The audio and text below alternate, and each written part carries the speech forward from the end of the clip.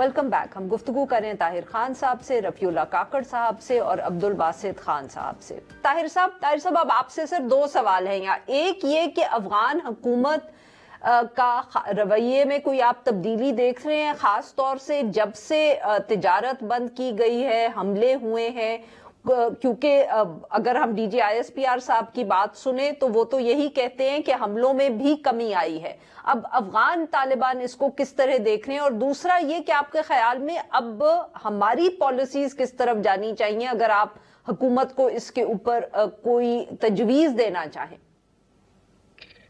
आपके सवाल के दूसरे हिस्से से शुरू करूंगा। आज वज़ारत ख़ारिजा की जो ब्रीफिंग थी, तो किसी ज़माने में ब्रीफिंग में भारत और मकबूजा कश्मीर की ज़्यादा सवालात उस पे होते थे, अब अफ़गानिस्तान पे होते हैं। तो आज भी काफ़ी सारे सवालात हैं अफ़गानिस्तान पे। तो मैं इसलिए बात शुरू करता हूँ कि आज मैंने थोड़ा महसूस किया कि वज़ारत ख़ारिजा के तर्जुमान का अफ़गानिस्तान के हवाले से निस्बतन नरम होता एक मौक़िफ़ था। उन्होंने बल्कि एक बात की आज जो मैं पहली मर्तबा सुना है कि कुछ लोग कहते हैं, लेकिन उसने कहा कि हमारा अफ़गानिस्तान के साथ कोई दूसरा बायलैटरल दो तरफ़ा कोई हमारा तनाज़ा है नहीं है। और फिर वही टेररिज्म वाली बात उन्होंने की है। तो इसका मतलब है कि अब देखना है कि होता क्या। कि कल एक यहाँ फॉरेन ऑफिस में इजलास भी हुआ था, कुछ सफ़ीर थे जो अदर कैपिटल्स में हैं, तो अफ़गानिस्तान भी उसमें था, चंद लोग थे अफ़गानिस्तान में, जो हमारा सफ़ीर है वो भी उसमें था।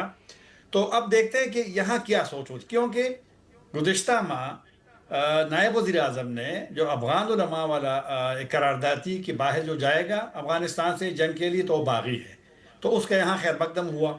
सिराजुद्दीन हक्कानी के बयान, उसका भी इसाक डार ने खैर मकदम किया, वहाँ से भी कुछ थोड़ी सी तो कुछ, लेकिन अभी उसमें ज़्यादा इसलिए फ़र्क ज़्यादा मैं महसूस नहीं करता कि DGISPR की प्रेस कॉन्फ्रेंस का माजी की निस्बत उनका भी थोड़ा सा सख्त मौक़िफ़ था अफ़गानिस्तान के हवाले से, और ये पहली मरतबा हमने सुना। जो उमूमी तो काकड़ साहब हमें बता भी देंगे कि पाकिस्तान में ये पश्तूनों का जो अफ़गानिस्तान के हवाले से तस्वर होता था कि बस पश्तून, मुझे परवेज़ मुशर्रफ का 2002 का उनकी प्रेस कॉन्फ्रेंस याद है जिसमें खुद भी मौजूद था, कि उसके अल्फाज मुझे, उसमें बड़ा रोला भी हुआ था अफ़गानिस्तान में कि पश्तून है ऑलवेज बीन ऑन, मतलब है कि पाकिस्तान को सपोर्ट करते रहे हैं।